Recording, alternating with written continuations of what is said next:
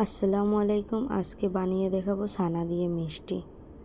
আমরা অনেকেই আছে দুধে ছানা পড়লে ছানা ফেলে দিই, ছানা ফেলে না দিয়ে এইরকম সুন্দর মিষ্টি বানিয়ে খেতে পারি। কিন্তু এখানে আমি ছানা নিয়েছি। ছানাটা আমি সুতি কাপড়ে চেপে পানিটা বের করে নিয়ে ছানাটা ভালো মতো হাত দিয়ে মেশ করে একটা ডো বানাতে হবে, সফট একটা ডো। আমার এখানে সফট একটা ডো বানিয়ে নিয়ে এরপর আমি দিয়ে দিচ্ছি এখানে 1 চামচেরও একটু কম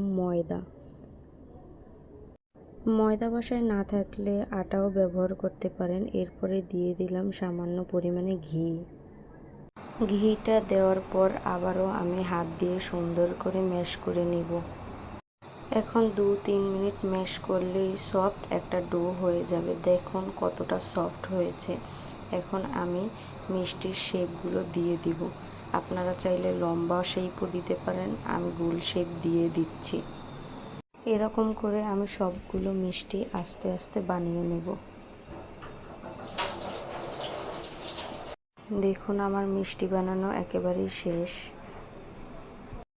এবার আমি একটা হাঁড়ি নিয়েছি, হাঁড়িতে 2 মগ পানি দিয়ে দিলাম। 2 মগ পানির ভিতরে আমি দিয়ে দিলাম 2টা এলাচ, 2টা দারচিনি।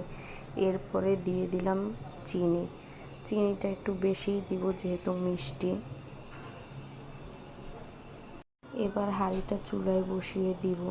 চুলায় বসানোর পর ফুটে আসবে যখন পানি, তখন আমি মিষ্টিগুলো এক এক করে সবগুলো দিয়ে দিব। আমার সবগুলো মিষ্টি দেওয়া হয়ে গেছে। এবার ঢাকনা দিয়ে ঢেকে আবার 2-3 মিনিট পর আমি দেখি যে মিষ্টিগুলোর কি অবস্থা। এখন অনেকটাই ফুলে গেছে মাশাআল্লাহ। এখন একটু নাড়াচাড়া দিয়ে দিব। এখন 5-7 মিনিট জাল করে নিলেই মিষ্টিগুলো একদম পারফেক্ট হয়ে যাবে। দেখুন কত সুন্দর হয়েছে মিষ্টিগুলো। এখন আমি একটা বাটিতে তুলে নিচ্ছি। অনেক সফট হয়েছে, খেতেও অনেক মজা হয়েছিল। আপনারা চাইলে এই মিষ্টিটা এখন দুধেও ভিজাতে পারেন, কিন্তু আমি ভিজাইনি, আমার এরকমই ভালো লাগে। আল্লাহ হাফেজ।